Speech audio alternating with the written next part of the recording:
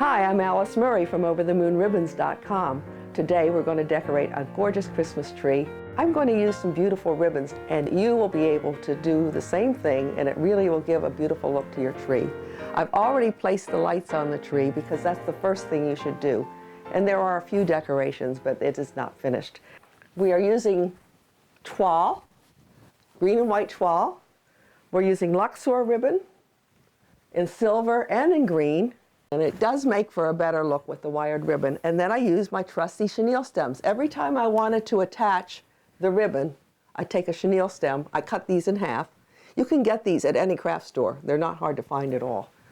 And then I just attach it in, squeeze it together, and then at the juncture, it's nice to add a little ornament.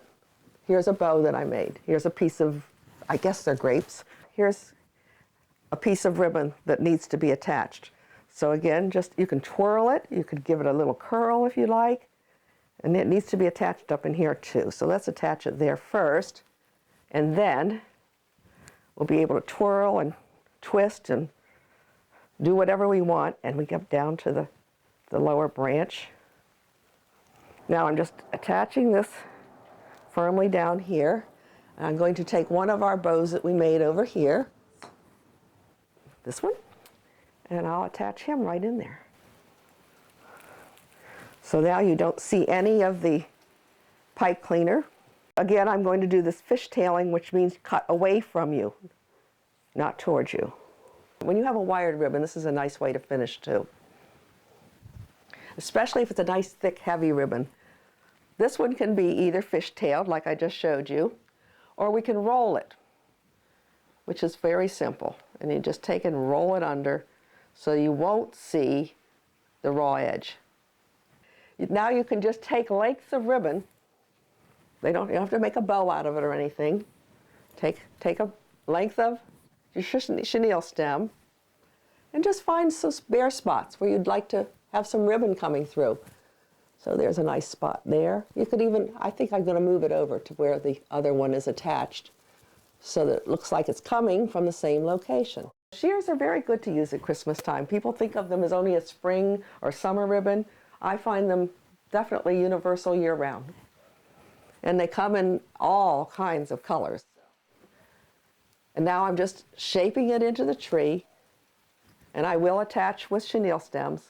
I just want to see where I want to put it, because if you don't like it there, it can easily be changed if it's not all wired in. All right, now we're down to the bottom of this one. I can fishtail it or roll it. I think I'm choosing to roll it.